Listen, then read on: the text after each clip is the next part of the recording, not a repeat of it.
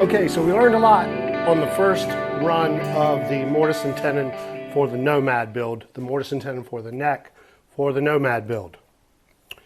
A brief synopsis on that. Is that the right word? Possibly. I don't know. But anyway, let me grab it. I had an issue with this particular piece of wood, especially chipping out right here, which is very frustrating because, you know, you'd like to think your wood would cooperate a little bit, or your materials would cooperate slightly, but I've found that they don't necessarily. And I ran the sides first and then the back to get that tenon.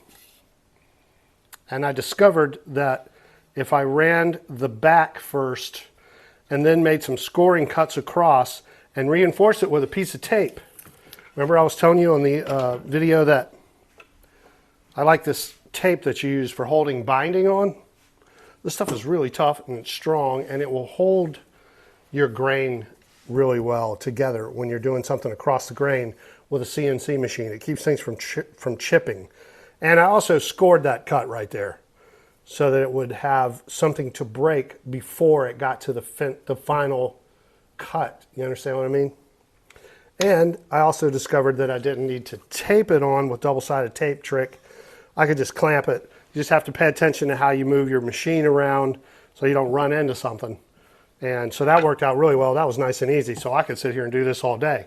And the great thing about this that I'm really happy with the way it worked out is, of course, now we can do these tenons very easily, which will come in very handy for doing a number of different styles, like flying V's and a couple of other ones I can think right off the top of my head, is that I can now do two necks at a time by clamping it on like this, right? So I can do left side, right side without moving it, then switch them, do left side, right side, just did two necks, okay? You leave this set up at the same time. The only thing you have to do is change your origin, and I have my origin marked. The origin is marked here for this one. You do have to change your origin to do the back of the tenon. No big deal. Just change it up and away you go. My origin for this is right there. It's also marked. And as long as you change your origin to where it's supposed to be, you won't have any issues. It took me a while to figure that out in my CNCing experience for some reason, but I'm a slow learner. But see now how easily that just pops right off there. And this time, we don't have any tear outs. This time, there are no tear outs. And I left the back long, and I'm going to cut that right now. I'm going to move the camera and show you guys that. Nice and clean. Now, some of that may be attributed to this just being a nicer piece of wood. African mahogany is a little sketchy these days. You used to be able to get really nice pieces of African mahogany. Not so much anymore. May have to switch back to the Honduran mahogany, which is, you know, kind of hard to get, and it's not always great either. The reason I've been buying African mahogany is I can get it quarter sawn, or what they like to call ribbon cut. And it has better figure in it. It's prettier. To me, it's prettier than the Honduras, which tends to be a little bland. You know, but it's very nice wood, very nice tone wood. Of course, thousands and thousands and thousands of guitars are made with it, but I kind of like the African myself. I just like the way it looks. It's got a little something, something going for it. You know what I mean? But anyway, let me move this over. We'll get this cleaned up. We'll test it out on the guitar. We'll see where we're at. All right? Hold on. I've got that song Blue Collar Man by Styx just going over and over and over in my head. It's making me kind of crazy at this point. I'm already a little crazy, and that's kind of pushing me over the edge. Decent song, you know, decent enough song, but after you've heard it, it's that one part that's got me. It keeps replaying. Maybe I'm just, you know, finally slipping over the edge, like I said. Okay, now all I need is my pencil, which has escaped me. Not this pencil, the other pencil. Sorry about that, guys. Okay, so now what I need to do is just transfer these angles up and over here. Is this going to cooperate? Possibly. Yes. Okay. I want to transfer that angle up and over. That 2-degree angle right there I want. Like that. And this one.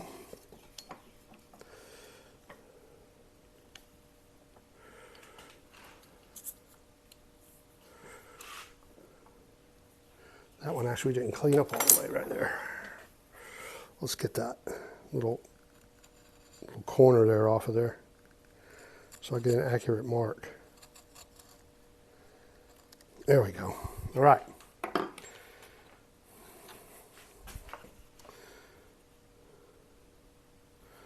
Bring this one up.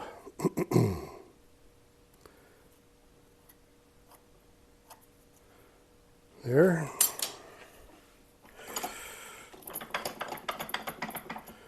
Now we can see where we need to cut this, which is there and there,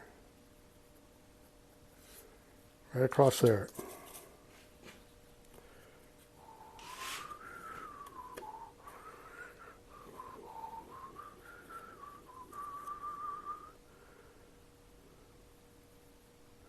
I'm going to leave it a little big and work it down.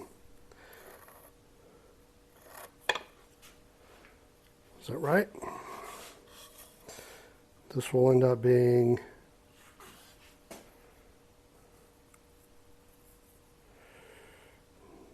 three and a half. That's correct. All right. So now what I want to do, let's just score that a little bit.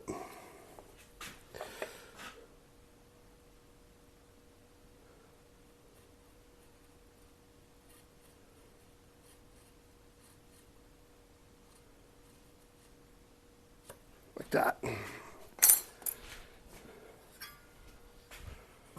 Take this saw here.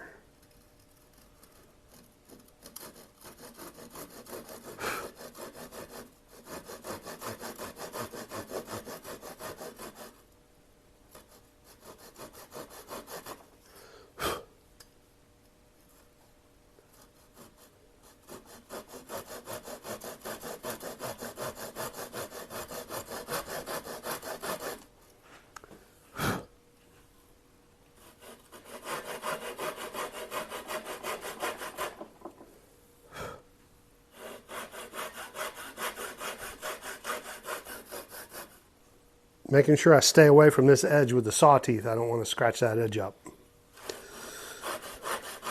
We're just going to sneak up on it.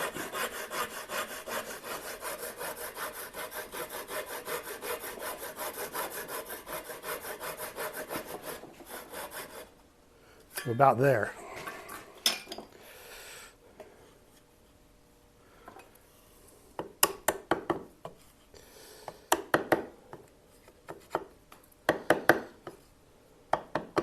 That.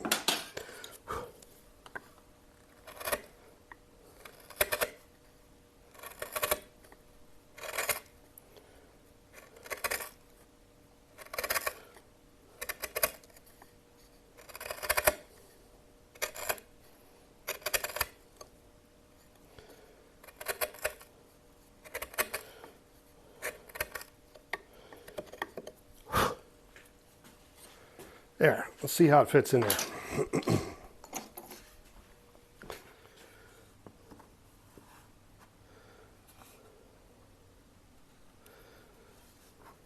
That looks like that's going to fit very nicely. Very nicely. I like the way that's looking right there. So all we got to do now is adjust this.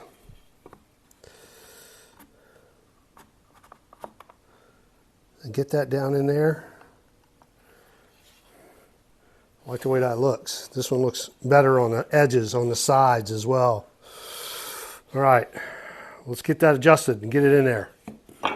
Be right back. This part of the neck right here down flush with these levels right here. And that sticks out a little right there also. Actually, I'm going to use this really cool file that StewMac makes. It doesn't have any cutting edges on here. And it's nice and flat. It's great for doing square corners like this.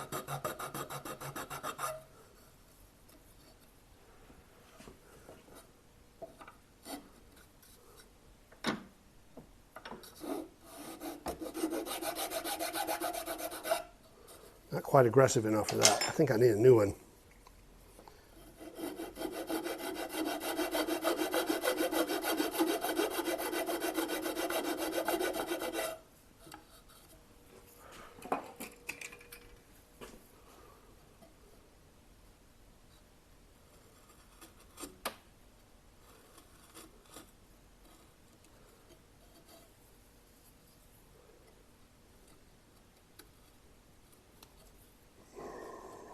Man, it's definitely difficult to clamp a neck like this. So I'm going to have to do it over there. Let me move you over. You don't want to put too much clamp pressure on it because you don't want to damage it, you know?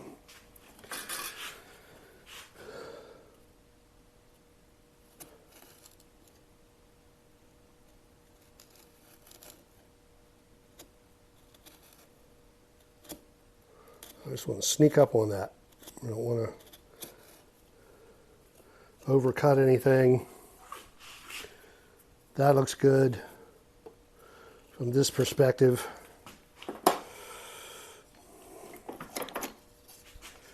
Back to here.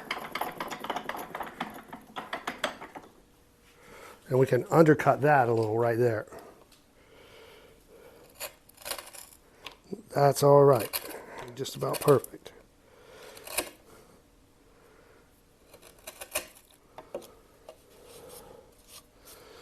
And we'll floss this joint a little to make sure that it fits just right.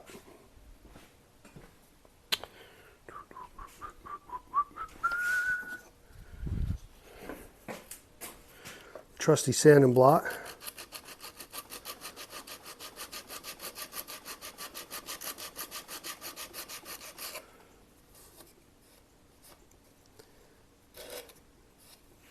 Okay, that's what we want it to look like.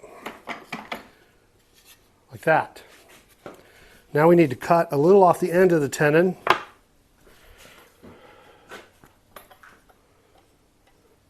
A tad off of the end of the tenon right here.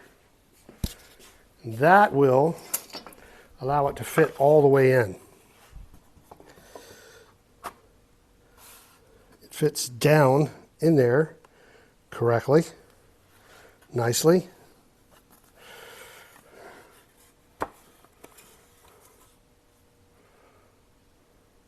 Still a little off on the very back of the tenon there.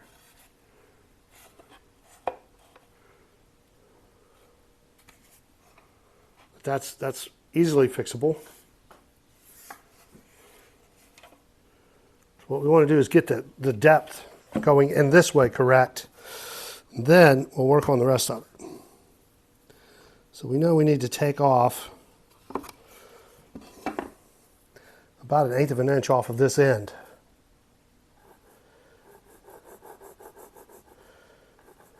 Right there. About that much.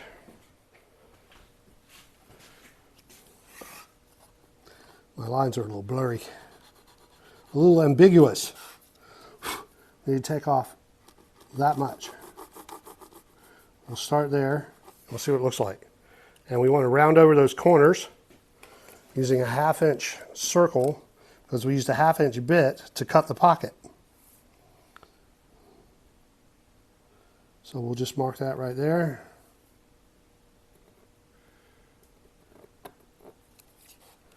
And there.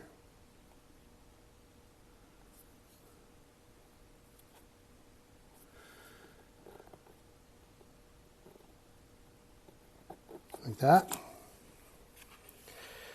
And we'll cut that off and round those corners over. I'll be right back. Over to the trusty sander. My old friend, has been around for years and years, except you're in the way now. Hold on.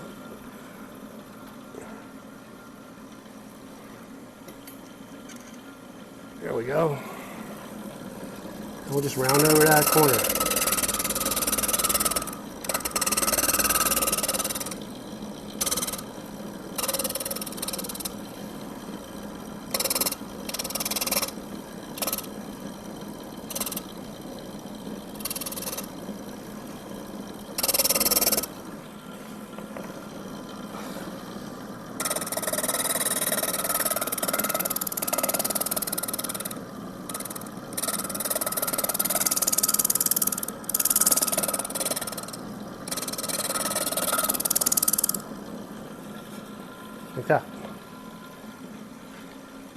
right? Let's see how that fits. Okay, so that fits in nicely this way. Okay. Wait, let me get it where you can see it. There you go. Okay, right? Now you can see that this sticks up a little bit right here. So what we need to do is finish cutting this area here where I left a little bit extra, and I don't know why. I just did. The next time I make one of these bodies, I won't do that. I'm not sure what happened right there. I believe I thought it was going too deep and I made an adjustment. As it turns out, that's a good depth. This is the first Nomad we've built, so this is a learning curve here. But you can see that fits in there nicely. And we need to just floss it all the way around on the sides to make sure everything fits correctly. Let me move you back some so you can see what's going on. So now we just need to make sure that it fits on the sides and in the back. And it looks like I need to actually come forward. So I'm going to have to take a little bit more off the end of the tenon. I need to come forward about a 32nd of an inch all the way around. Need to take a little more off this back right here. And of course the neck is a little bit too wide, as you can see also.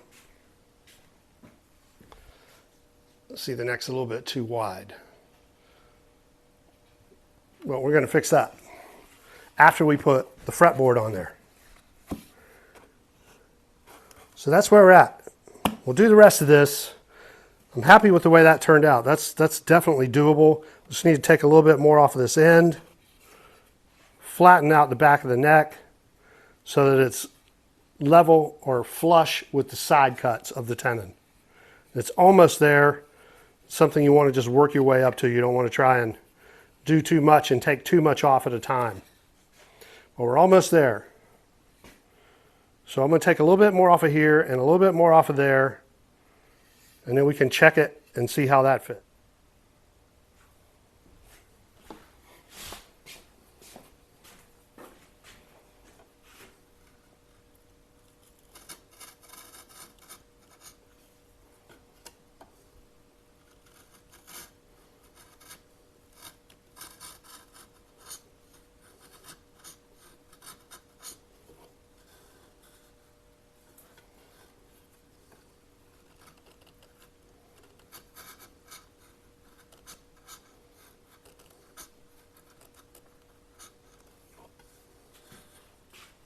Yeah, we're very close. I'm battling the clamp, the vise at this point, just trying to hold on to it. Just trying to get these levels right. Taking a little bit off here and there until we get it. The chisel could be just a hair sharper. So just like we do with acoustic necks, we have to floss this one because it's tenon on both a tenon, and you can see both, you know, all three. What am I trying to say? You can see the joint all the way around is what I'm trying to say. So we need to take some of this sandpaper right here. It's made specifically for this, and run it through the joint a little bit. Pull that up. Push it back down on there and pull it through.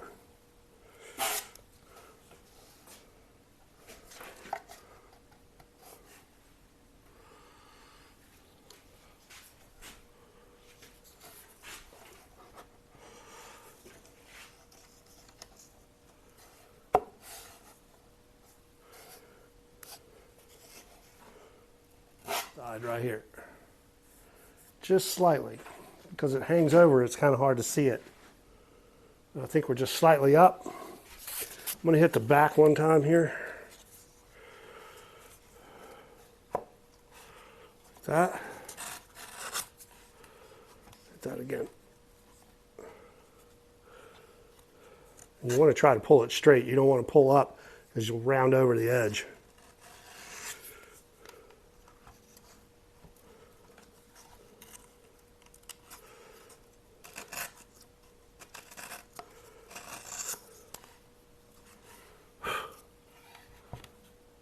That looks good. That looks good. And that is just slightly off.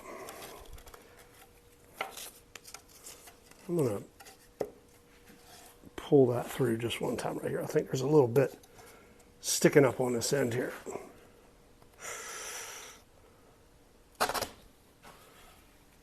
Oh yeah, that's good right there. Let's go all the way around one more time. This is called flossing the joint. We're so close to getting this right. We want it to be as perfect as we can possibly make it.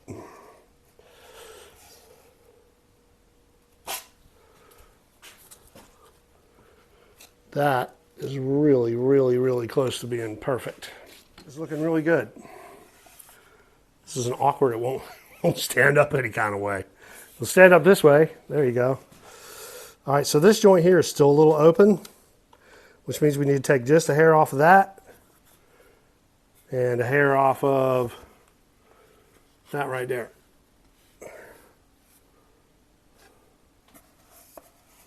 A little more off the back is what we need. Let me get this right here. So let's do a real quick check to make sure that the bridge and everything line up properly, as we may need to actually tilt the neck slightly one way or the other. I don't think we will. It should line up perfectly. But let's double check it. And you do that by, I did this with the other neck already once. Finding your pencil again. Putting some of your tools away so they're not in the way, because they're not needed at the moment. There's the pencil I'm looking for. We don't need this, we don't need this, we don't need this. Put it away.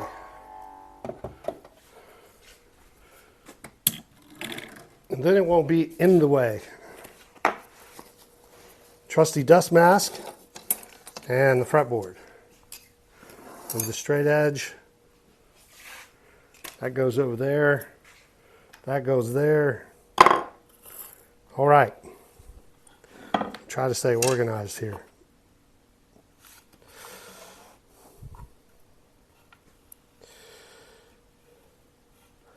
That'll hold that up there for me. Let me get another pen. Missing one.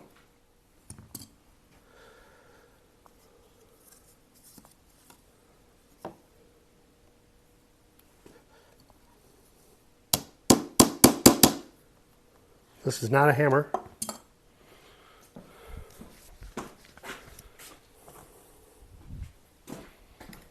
If I had a hammer. All right. Put that there.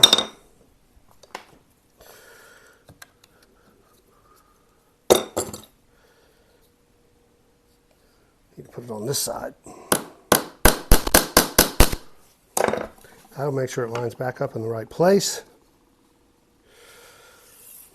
Like that. So now we know that that is in the right place. So we'll check with the bridge holes by drawing a line across using the fretboard as a guide. There's a line there.